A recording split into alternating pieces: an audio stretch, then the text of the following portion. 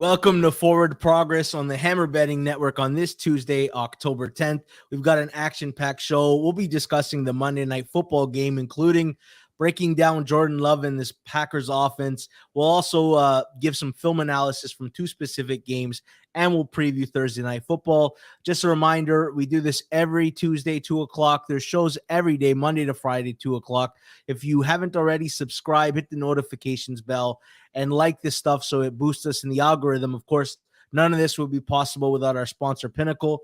Pinnacle is the world's sharpest sports book and available to bettors in Ontario. Find out what the pros have known for 25 years. Everyday competitive odds. Bet smart. Bet Pinnacle. Must be 19 plus in Ontario. With that being said, I'm your host, George Tsilfidis, and I'm excited to get this show on the road.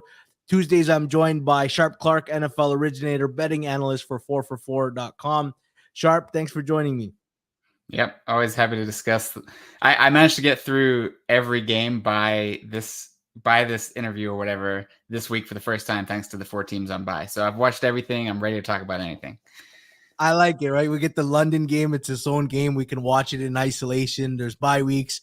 Then there's going to be a week where there's 6 teams on bye, and we really can get through the film a lot quicker. There was a conversation happening in my group chat this morning, and I like to lean on my group chat to get a feel for how the average football fan is thinking. And there was a discussion in regards to Jordan Love and how bad he's been. And, you know, I started seeing conversations where he was getting looped in with Mac Jones and Zach Wilson. I saw people saying this Packers offense is done. I'm off them. And part of me was I said, you know, maybe we should exercise some caution. They haven't had their full offense together yet. They are the youngest offense by age in the league. And Jordan Love's technically in the 7th game of his career as a starter. I said, let's judge him maybe with a full offense coming out of a bye week. But then I started to think, and I'm like, is everybody right to be pessimistic now on Green Bay? Clark, where do you land on Green Bay? Because there was a lot of people in the Sharp community that were on Green Bay, or at least optimistic about them in the offseason. I think really the only thing that's changed is the injuries, and Jordan Love has been up and down, very inconsistent. He's not been great. I think a lot of people kind of saw his draft capital, and they've seen. I'll speak for myself because I was bullish on the Packers. We've seen quarterbacks that have time to develop under an experienced quarterback really, show that growth when they come out. And I think in some ways he has. I mean, he does some things well, but he doesn't see the field particularly well.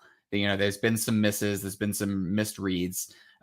He has the arm, he has the play fakes, all the kind of dressing up to be a good quarterback. It's like you watch him in the pocket. So I had a Raiders bet last night, and every time he dropped back, I'm freaking out because I'm like, he can chuck it 60 yards downfield like that, and the whole, forget driving down the field. It's like one play and he's down the field. And then on top of that, you've got a willingness to play aggressively and throw downfield. And the thing that can lead to, even if Jordan Love isn't like the most accurate downfield, so many times there's a defensive pass interference because an underthrown ball, receivers trying to come back to it, defender doesn't see it. So many good things can happen for the offense when you stretch the field like that I do think that there's a lot of room for improvement here. And I think the Packers view this as a long-term project. They're not going to judge Jordan Love until after 17 games or more. And so I don't think the Packers are judging him right now. And I don't think that we should really be judging his career. However, we do have to make week-to-week judgments in terms of betting on the Packers or against the Packers. So it's kind of a little bit of both. Like make your judgments, but be flexible and give it time before you really, close the book on Jordan Love.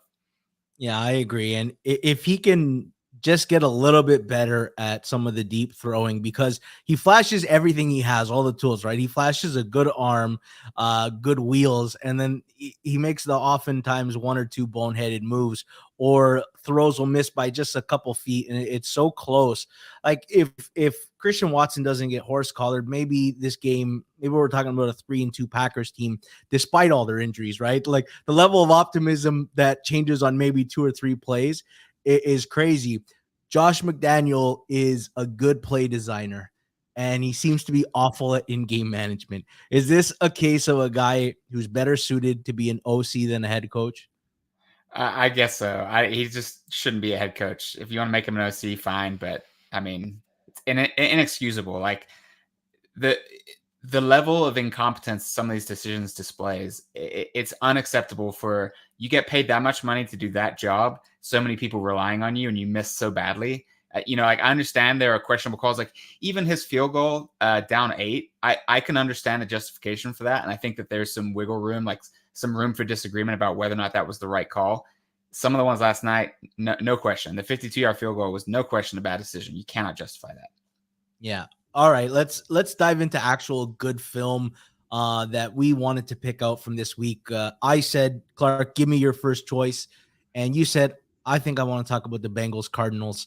What were you seeing watching the game film?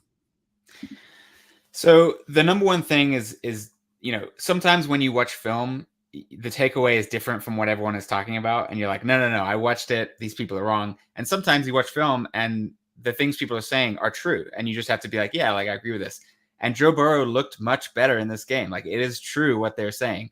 He moved around. He threw the ball with zip. Like I think a lot of people point to the highlight throw where he just threw it downfield to Jamar Chase. Looked like vintage Burrow on that throw. It was a beautiful, beautiful throw.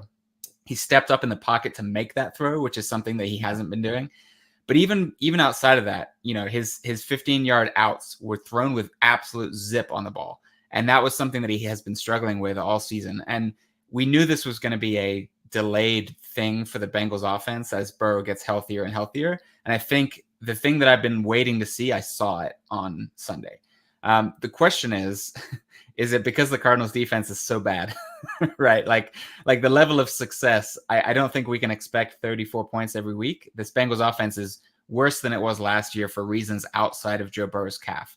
But as far as Joe Burrow's calf, I do think that question is solved. So for me, the Bengals offense is getting pushed somewhere between their level of performance this year and where I had them last year. I don't know where that is yet. And I think any better with a model that is based on data or observations has this question to make. Like you can't just use whatever system you use to weight this season's data and say, well, that's what we expect from Burrow. The question is, how much should we weight that performance against Arizona in our moving forward projections? I think that's a really difficult question to answer. I think that's the real crux of it, right? It's almost like, at least offensively, it's tough to take any of the data seriously outside of what we just saw. One of the reasons why I'm not as optimistic on the Bengals as I was last year is I think the defense has taken a giant step backwards. Although I got to give it to Lou. He started getting in his bag a little. He changed the game on a couple plays where he blitzed Jordan Battle and Dax Hill, 2 safeties, and I'm like, if he can get creative again and maybe create some good defensive matchups and do some stuff and scheme it up, everyone will talk about Joe Burrow's deep ball, 56 air yards to Jamar Chase, but even his first touchdown, he steps up in the pocket, hits him in the back of the end zone. He had a play where he broke out of a sack, spun, hopped over another guy. He still got sacked by the third guy, but I said, there's no chance he's doing this unless he's 100% healthy. And we all put it like a little bit of a decay on what their power ratings were. But we all agreed. The second we see it and we recognize, okay, it's over, we're there, and I'm ready. There's no more decay for the Bengals offense, at least for me. Even like they had this one brilliant play call where they had Joe Mixon out wide on the right side of the line, and they brought Jamar Chase into the backfield, and then they did the cheat motion with Jamar Chase to the left side. That a lot of attention season lines, and all they did a screen to Joe Mixon, who was lined up as a wide receiver, just because they realized, hey, we got a special player in Chase, and it's going to draw a lot of attention. The other thing I saw was Arizona's secondary is very vulnerable to like elite route runners. Like they didn't double chase, and they let him torch them. Cooper Kupp, the first thing I thought after watching the game, I go, Cooper Kupp's going to kill Arizona's secondary. There's no way that they're going to be able to actually cover this guy when he's running some precise routes. Any other thoughts on the game from Arizona's perspective? Yeah, I wasn't as impressed with the Bengals defense. Like maybe they had a couple plays that were good, but I mean, the Cardinals were in position to go up 27-24 or 28-24 if they make the extra point when they failed on that fourth down conversion deep in Bengals territory. Giving up that many points to the Cardinals is not that impressive to me. Yeah. Totally. Let's go Titans Colts. And at first I thought like, oh, I'm going to watch the tape and I'm going to talk about how Minshew played just because, and Richardson will be back and it won't be relevant, but it's relevant now because Richardson is going to be out for a while. I want to start with the Colts. I haven't seen a good offensive line from them for 2 years now, and it's back. Like the O-line has been very good. Bernard Raymond hasn't even played the last 2 games because of concussion. But even if you eliminate the 56-yard run by Zach Moss, they still ran for over 125 yards without that play on this Titans defense. They were pushing them off the ball. Oftentimes, the running backs were getting to the second level.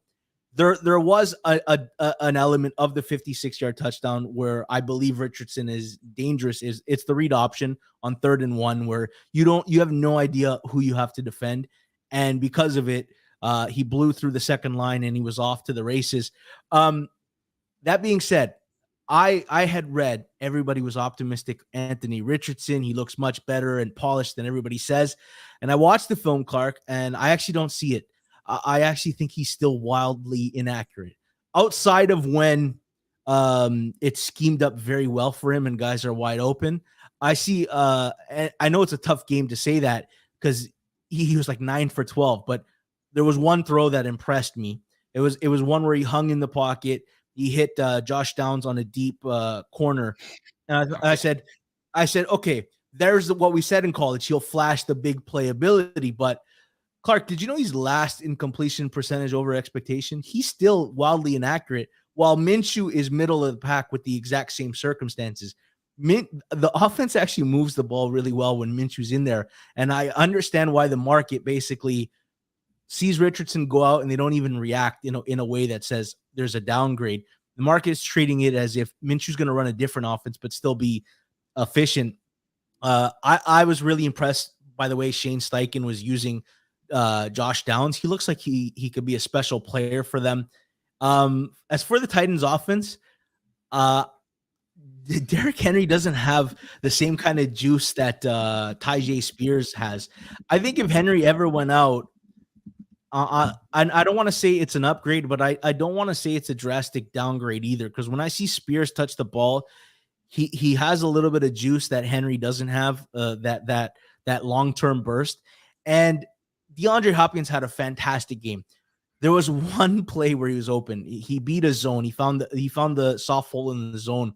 Outside of that, everything's covered. Like there was a receiver within a yard of him every time, and that's problematic because if he's not good anymore, and I'm saying this as he's had a great game, mind you, the Colts secondary isn't that well against a really good secondary.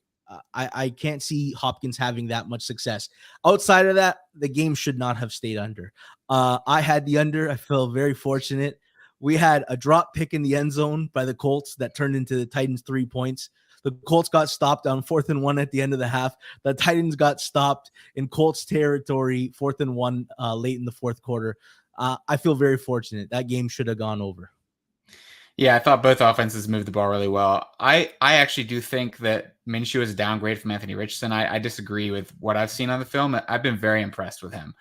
He has had those highlight throws, but he also hasn't had that many bad misses. Like he's making plays in the short to intermediate range that I was surprised by.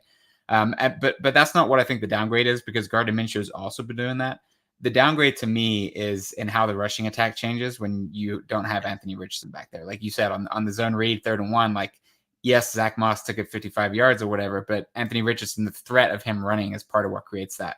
But what shocked me, because I had a bet on the Colts, and when Anthony Richardson went down, I was super disappointed, because one of my biggest angles was that, okay, the Titans have a really solid run defense, but really solid run defenses tend to struggle when they play those multi-directional running offenses that you can create when you have a running quarterback, and they wouldn't have that without Minshew.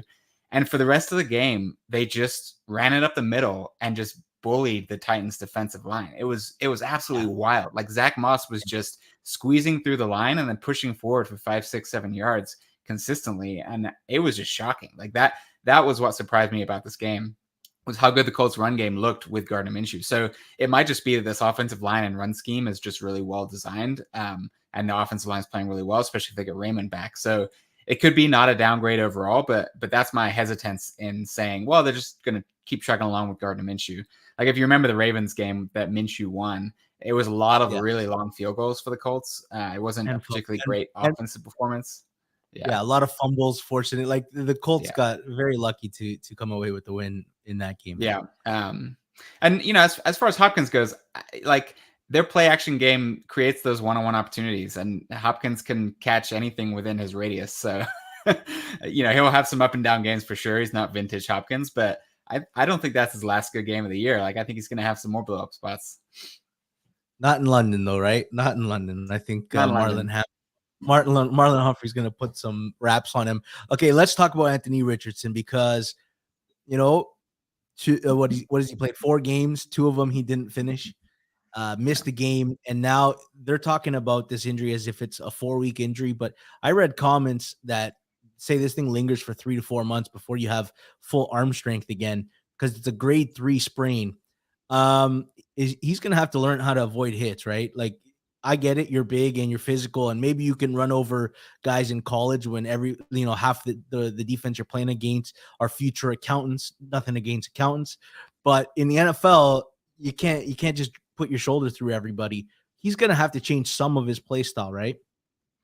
Yeah, I mean, this is part of the deal. Like, I know people have these data on like running quarterbacks aren't more likely to get injured, and I think that's just bad data. Like, small sample size data skewed by the number of rushing attempts by Lamar Jackson, who is amazing at avoiding contact, getting out of bounds, or getting on the ground. Outside of him, you know, Justin Fields has been hurt. You know, RG3 got hurt early in his career. Cam Newton got hurt a bunch. You know, Anthony Richardson's been hurt twice in 5 games. You know, like Jalen Hurts suffered an injury last year. Josh Allen dealt with some kind of elbow thing it's not that running means you're always going to get hurt, but it's just you're taking more hits, and taking more hits is just, like, logically speaking, more likely to lead to injury. And Anthony Richardson does not avoid contact well. So I would expect that to be a lingering issue. And I think if the Colts' future is staked on his progression as a quarterback, that's kind of a scary thing for the Colts. As long as they got a guy like Gardner Minshew as a backup, like, they can still be competitive if the surroundings are good enough. But I do think that that's a serious concern moving forward. I thought they were very poignant to go get Minshew, and I thought the Panthers were as well with Andy Dalton.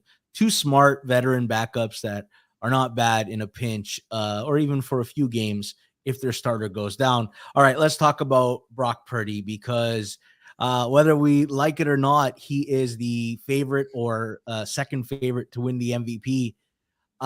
Clark, where do you start to land on Brock Purdy?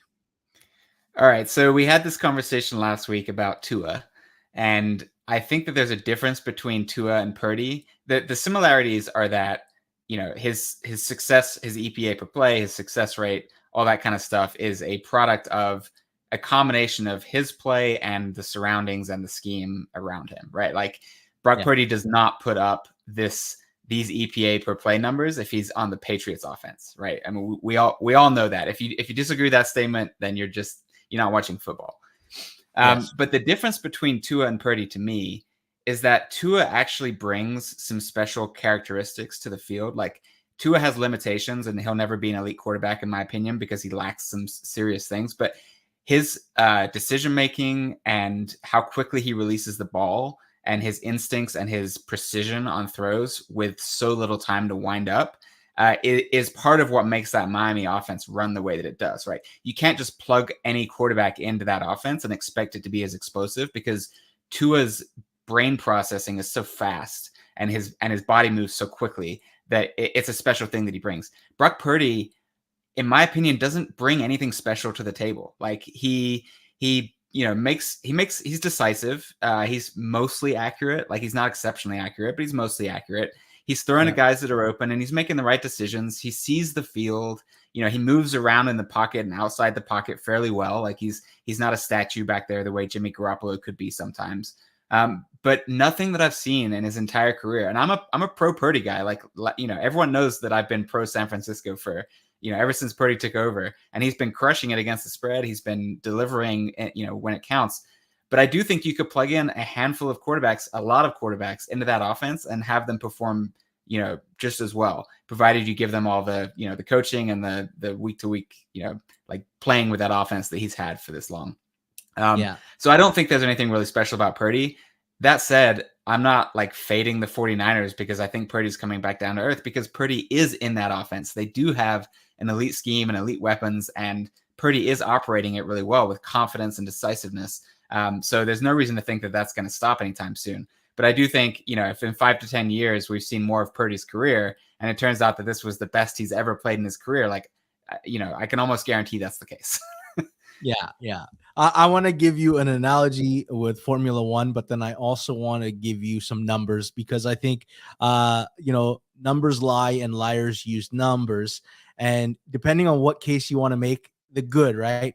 Leading the league in QB rating and second in completion percentage and number one in combined EPA and CPOE, number one in success rate, all the good things you can say about Brock Purdy. Now, here's some of the knocks, right? He's number 16 in air yards per throw. He's not particularly challenged as far as throwing complicated throws. He has one quarter career comeback drive to win the game. Against the Raiders, it was the Jared Stidham game where Derek Carr, they didn't want to get him hurt, so Stidham played very well.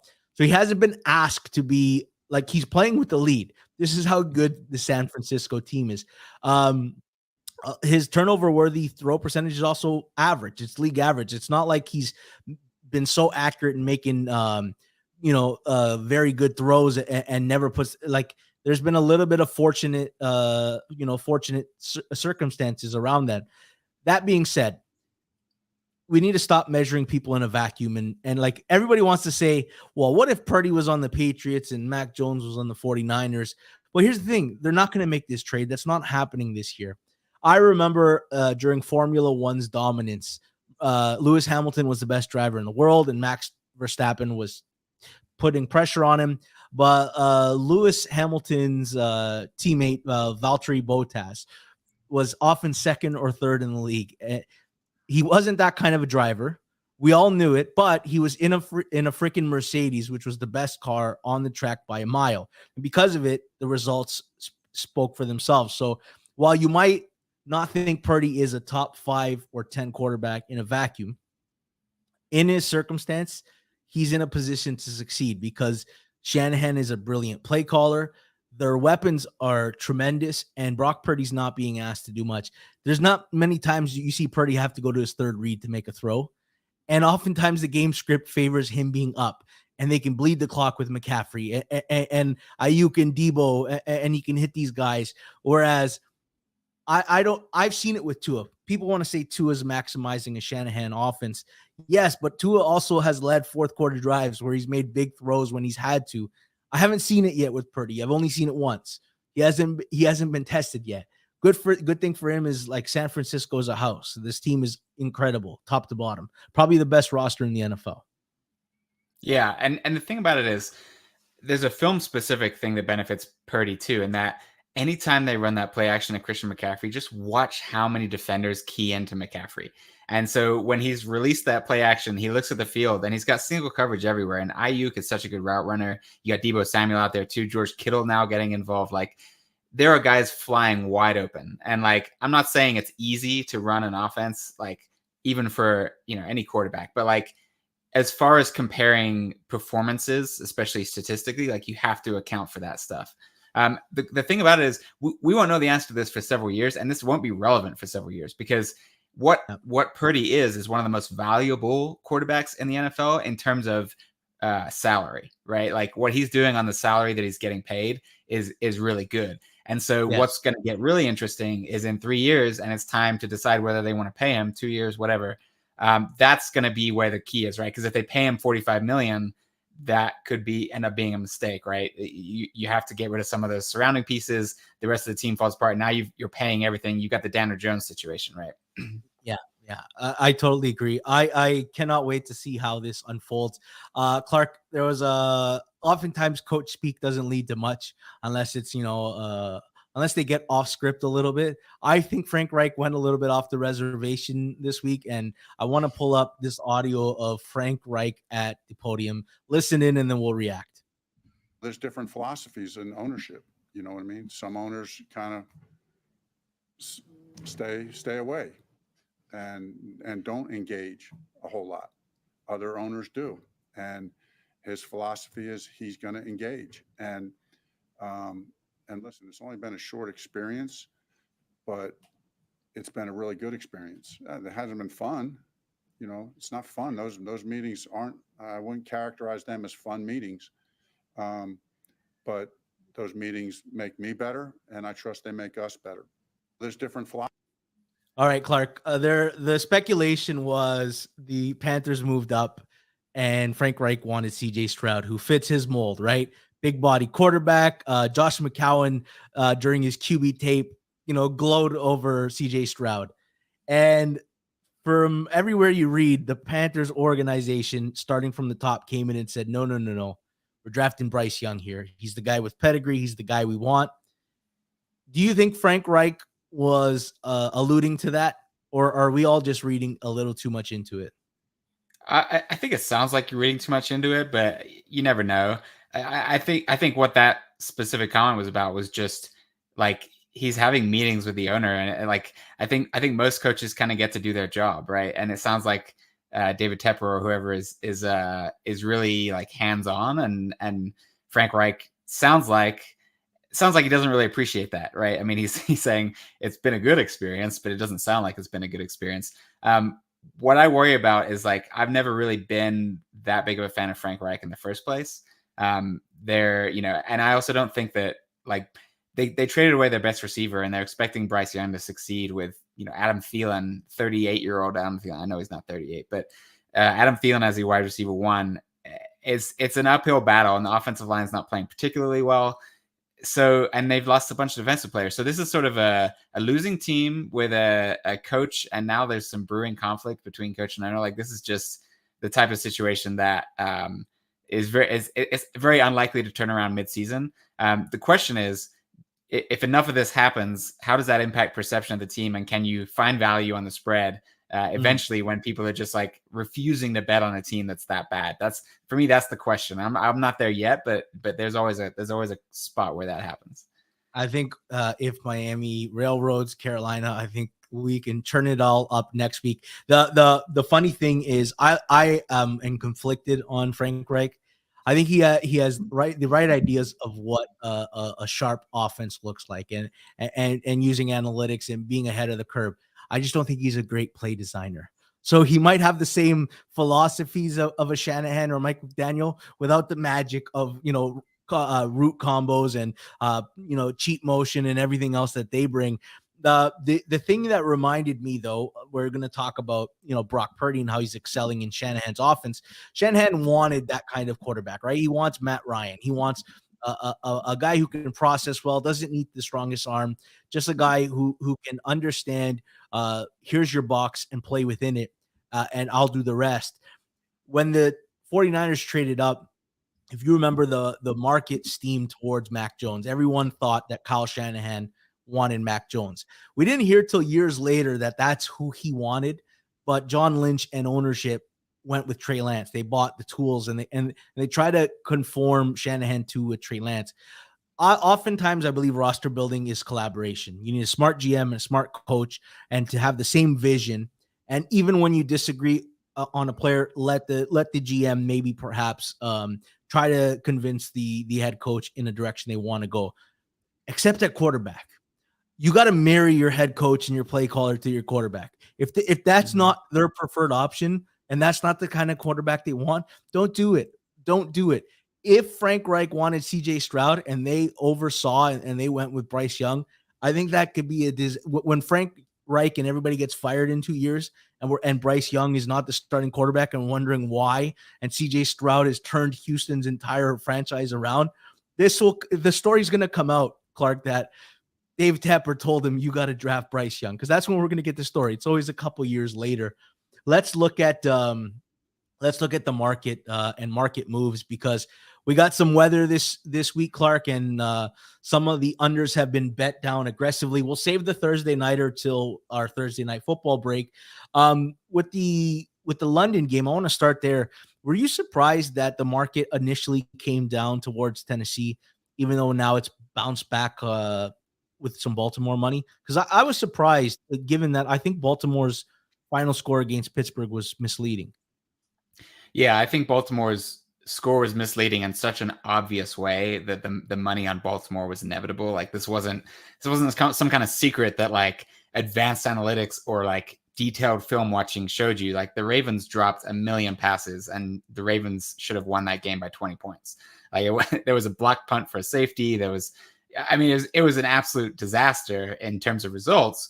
But nothing about the process indicates that the Ravens are not a good team from that game. So I'm not surprised by the money on Baltimore. I was a little surprised by the money on Tennessee. All right. What about this Vikings and Bears game? Line starts at 3.5 with a 49 as a total. And right now, if you bet the opener, you're laughing because you're at 44.5. And right now, the Vikings are 2.5. Now, I don't want to say this is just Jefferson, because I believe people were aware Sunday night that it could be a multiple week injury, right? The guy wasn't in there in crucial ending of the game, and hamstrings usually linger. Then the weather reports came out. That's it, right? This was strictly driven on weather. I think it's a combination of those things, and then the unanswered questions that follow from the Jefferson IR news, right? Is there was always this hope that the Vikings are going to turn this around. They've been playing better than their record says. Their defense has been improved under Flores. They're going to get it together eventually. But now you're putting Jefferson on IR, and you lost another game that you could have won, and you're 1-4. I think there's questions about what the Vikings' direction is from here. Like, do they want to keep Cousins around? Do they want to like? And I'm not saying they're going to trade Cousins within the week, but I think the people that were looking to bet Chicago, everything has been one way in terms of pushing that game towards making those bets earlier than later, which is I think why we saw it dip under the 3. And so I think it's more of the entire looking at the Vikings season basically ending this week. Well, do you think it gets back to the 3? Because at some point, cooler heads are going to prevail, and people are going to sit there and say, wait a minute, KJ Osborne, Jordan Addison, TJ Hawkinson, this Bears secondary still not very good, and maybe it doesn't get healthy. We got to see injury news. This could be a Kirk Cousins plays really well, and they squeak out a win here. Do you think we get a buyback to 3, or do you think it stays under the 2.5, or fluctuates? I think the concern is that Cousins has never been particularly good without good weapons, and Jefferson might be the most valuable offensive player in the NFL who's not a quarterback. You can make a case for a couple other guys, McCaffrey or Tyreek Hill maybe, but this is a huge loss for the Vikings offense. So I think that's a concern. And then the Bears, 2 weeks in a row now, their offense has looked very competent. So I think there's some expectation that the Bears offensive trend line is pointing up, and they did this last year too, where they started slow and they kind of figured some things out over the course of the season. You added DJ Moore. So I think there's more optimism on the Bears too. So I don't know. I think it's going to be a wrestling match at 2.5, 3. Like there's a couple games like that this week. But I honestly don't know where that one ends. I'm having a hard time pricing Minnesota's offense without Jefferson. Yeah, I am as well. I think he might be the single biggest, maybe Tyreek Hill, but I think it's 1A and 1B, 2 biggest impacts at receiver.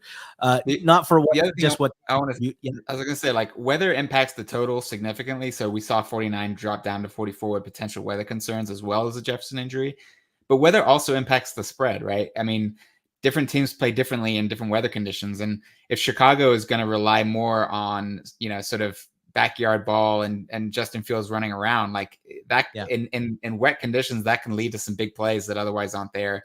Whereas Kirk Cousins he kind of needs all the conditions to be perfect to succeed, right? This is not he's a dome quarterback. He's not when the bad weather comes, Kirk Cousins melts a little bit. Yeah, so you have to factor that in too if you're betting on the Vikings. Here's a game that probably will tussle between 2.5, 3. Bengals and Seahawks. If you like what you saw with the Bengals, you like them at 2.5. And if you're still a little bit pessimistic, or just frankly like the Seattle team and how Devin Witherspoon looked and Tariq Woolen before the bye, you're probably a buyer on Seattle at 3. And I think it's going to be a back and forth battle all week.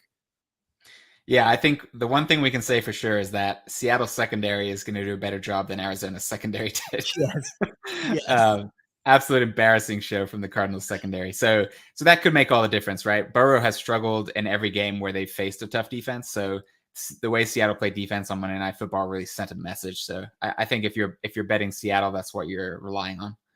All right. If you're looking at an odd screen, the line on the San Fran keeps creeping up. It's up to 5.5 now, pretty much across the board. Pinnacle has a -5, -21, which is essentially 5.5. I was a little surprised to hear yesterday morning that Deshaun Watson, his shoulder's still not ready to go. And I wonder if he decided it in the third quarter of Sunday night's game that his shoulder still wasn't ready to go. If he's out, this thing's going over 7, right? Like we're going to fly this thing over. Now, my question is, if he's in, will we get some Cleveland buyback here at 5.5? Maybe, but probably not for me. Like a while ago, it's been many years now, but there was a Browns team that was so bad that they kept missing the spread. Like no matter how big you made the spread, they were failing. I think it was Hugh Jackson or whatever. Yes, it was Hugh Jackson. And it was one of those things where, like, sharp bettors are always like, well, there's a number on every game, and like these are NFL teams, and you make the spread big enough, you have to take the underdog.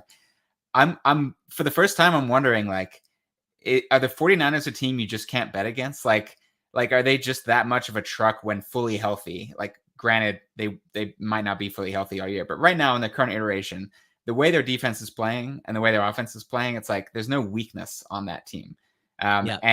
And because of the way that they run their offense, like, they're front runners. They score with the lead, and then when the other team is trailing, they're just teeing off, and you've got incredible speed and power at the front seven. It's just extremely difficult to do anything against them. So I'm not running to find the low point on, like, well, how big does the spread have to be for me to back the Browns? Yeah. Obviously, there's an answer there somewhere, but it's just, okay, let's say you take +6 with Deshaun Watson and the Browns, and the Niners get the ball first and drive down the field and score a touchdown. Like, what are you doing? You're like, yeah, I've lost that bet. Yes. Yeah. It can get out of hand in a hurry.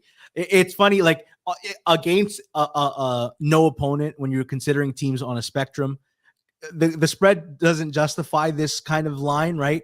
But when you start factoring in matchups, it's like Cleveland's in trouble here, man. Like, this offense doesn't look good yet, and this is not the type of defense to try to get right against. You need to be a really well-oiled machine to step in front of this defense, because, like, they're all athletes. They're all supermen out there. It's a really good defense right now. Yeah. And they might lose a couple games in the regular season. Like, every team has, tough games. Maybe Purdy gets some tipped passes. He had a lot of passes tipped at the line against Dallas that, fortunately didn't bounce in the Cowboys defenders' hands. You can always fumble. There's special teams. There's all kinds of things that can happen. But, like, betting on those things happening in this game, this is the game where regression happens. Like, it's not a game that I like to play. No. Well, if Cleveland does win, I promise you it's not going to be Deshaun Watson putting up 300 yards and looking fantastic. Myles Garrett is going to have to drag this defense and cause some havoc. Some of those turnover-worthy throws that Purdy has thrown, but has zero interceptions. They might need 2 of those to switch this game. All right, let's talk Indy Jacksonville. I find this line fascinating because there's buy points everywhere. It's gone from like 5, 4.5, 4, back to 4.5, back to 4. It's fluctuated between 45.5 to 46. There's different buy points where people like overs, they like unders. Then you're also factoring in the fact that Jacksonville has been in London for 2 weeks, and they set their internal clocks to London time, and they got to get back home. They probably have to see people they haven't seen for 2 weeks, and maybe do some grocery shopping, and maybe life. There's a life position here, and we have no data on how a team is affected after 2 weeks. And then at the same time, we're dealing with a quarterback change. So there's a lot of variables here. You said you like games where there's a lot of playback and it's not one-way action. You must like the market move on Indy Jacksonville. It must be fascinating to you. Yeah, I haven't really broken that game down yet, but the game's at 1 p.m., right? So the London, body clock thing probably isn't too concerning just because, 1 o'clock game Eastern time is like a 7 p.m. game in London. So it's not like they're playing at a time that they wouldn't be awake typically, but there are some adjustments you have to make with practice times and all that kind of stuff. I get that. Yeah. But, this is the NFL. Like those kinds of travel things tend not to be too dramatic. I think the spread is probably right. Like I said, I haven't done a full breakdown, especially with Gardner Minshew. But yeah, it is a fascinating game, and I think it's gonna be huge for the divisional picture. All right, let's look at 3 more games, and then we'll break down the Thursday night football game. Detroit, Tampa Bay. The line is kind of hovered in between the 3 and 3.5. Pinnacle, though, you could still get a -3, -109. Everywhere else, though, they're charging you 15, 20, 25 cents if you want to get on Detroit right now. Amon-Ra St. Brown and Mike Evans, those are the 2 injuries to watch, right? If like they got away with not having Amon-Ra St. Brown against this Carolina defense because you can run on Carolina. Tampa's got a good defense, and if you don't have Amon-Ra, who's your best weapon, it might be harder for them to generate some offense. And the other position is, Mike Evans being out, it could be detrimental to Tampa Bay. How are you looking at this game early in the market? I think the Lions' defensive injuries are also significant. They lost Mosley now. They already lost CJ Gardner-Johnson. Brian Branch missed last game. If he misses again, that matters. Like as much as the Lions defense has improved, you can't lose this many guys and expect to continue that level of play. So to me, I think that's what's keeping the spread down is all of the Lions injuries. If Amon-Ra St. Brown plays and Jahmyr Gibbs plays and Brian Branch plays, then I do think we'll see this come off the 3 moving upwards. For sure. All right. Arizona and the Rams. No James Conner, out for a few weeks. The Rams started at 6. They're at 6.5 in most places, or you can get a 6 -119 at Pinnacle. Do you think we touch 7, or do you think there's going to be some late buyback on the Cardinals later in the week? Because both these teams have taken money this year, right? The Rams got bet down against the Eagles, and Arizona got bet down to 3 against the Bengals. Where do you see this one landing? It's tough to say. I doubt it gets under 6. I think the range is 6 to 7 here.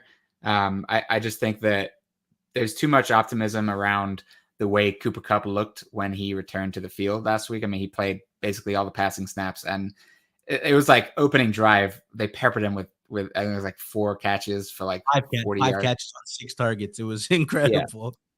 Yeah. Incredible. So now you've got Cooper Kupp and Puka Nacua. And Stafford is just slinging it. So it's tough to see that number getting any lower. But the Cardinals, like you said, have been super popular as underdogs. When you bet on a team like that, they're kind of like plucky and feisty and like to stay in games. But it's also like we've seen this in so many years before where a team just keeps playing above its weight level, and then eventually it just kind of like runs out and realizes, wow, there's like no talent on this roster. And I think, especially with a couple injuries on the Cardinals, like we're approaching that area where it gets a little bit dicier to kind of put your money on them. Well, here's how about the Sunday nighter? This is a game with weirdly correlated line moves. We get the news that Elijah Vera Tucker is out for the Jets, and normally you don't assign any point spread value to an offensive guard, except if he's the only good offensive lineman on a really bad O-line, and they happen to be playing a really good defense with 2 monsters at defensive tackle. The total's being bet down. It started at 42.5, and we've gotten down to 41.5 because there's bad weather we mentioned on the East Coast, if you're New York and Ohio and all these places. And yet the Philly money's come in, and Philly's gone from 6 to 7 now.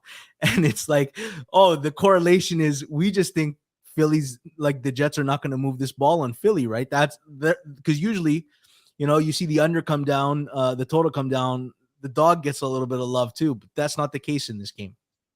No, and I think Philly has a big advantage in the trenches. So if this game's going to turn into a run battle, especially if Philadelphia has the lead, like who does that favor, right? Yeah, it has the makings of a. Go ahead. What were you saying? It has the makings of a low-scoring kind of, Eagles control the clock and the Jets just get 3 points or whatever. Yeah, and they're gonna need their corners back. They played the game without DJ Reed and Eccles, and I know Sauce is good, but you can throw everywhere away from him like the Cowboys did when they targeted Lamb when Sauce was not on him, and the Bills did it with Diggs when Sauce was not on him. Right, that's the advantage of having two really good receivers. Sauce can only play on one of them, and you get to move him around. Let's look at the Thursday nighter. This is a weather game. I won't say who, but somebody told me that they bet the opener of 51 over on Denver and Kansas City, but he forgot to check the weather report. So now it's sitting at 47.5. We're looking at rain in this game, gusts, over 25 miles per hour. The totals crashed from 51 to 47.5. The line still remains at 10.5. Clark, my first question is, if this is a severe weather game, who does this benefit? Like, do you see Denver money coming in right here? The way that the Chiefs run game has improved this year, like Isaiah Pacheco is playing really well. I think that this isn't the same way you would treat Chiefs in the past, where everything is downfield. Like Mahomes is having to kind of dial it back a little bit with the weaknesses at receiver. And I think I don't think the weather is keeping people off Denver. I think as people watch the film of the Jets-Broncos game, they're having flashbacks, at least I did, of last year's Russell Wilson. Like, so far this year, Russell Wilson has looked better. He's looked more mobile, agile. He's like not as wildly inaccurate, not making terrible decisions. But against the Jets, especially in the second half, he turned into, it was like, wow, I'm watching 2022 Russell Wilson, and it is ugly. And I think that's the concern. It's like turning people off, being like, should I take the hook over the 10 with the Broncos? And then they just look at Russell Wilson and be like, this is not the quarterback in weather that I want to be backing. And I think that's probably going to keep it up there. Well, consider this. Eric Eager once talked about the dynamic of when the Chiefs have a really important game the next week, they'll scale back some of their playbook and use it to really prepare for the next opponent. Next week, they got the Chargers. It's the game. You beat the Chargers, and you're in cruise control to win the division. You factor in it's a short week, so less time to, maybe draw up a game plan. You factor in that the weather's bad. Like, I know Kelsey came back in the game, and he's diagnosed with a low ankle sprain. Is this the game, though, if it's wet and sloppy? Is this the game that you want Kelsey out there running a full route tree? Maybe, maybe not. He didn't practice yesterday. I know he's limited at practice today. I think he's going to go because he's a warrior. I just don't know that maybe he has the best game. If the weather is bad and the Chiefs are forced into a dink and dunk offense, maybe the Broncos keep it close.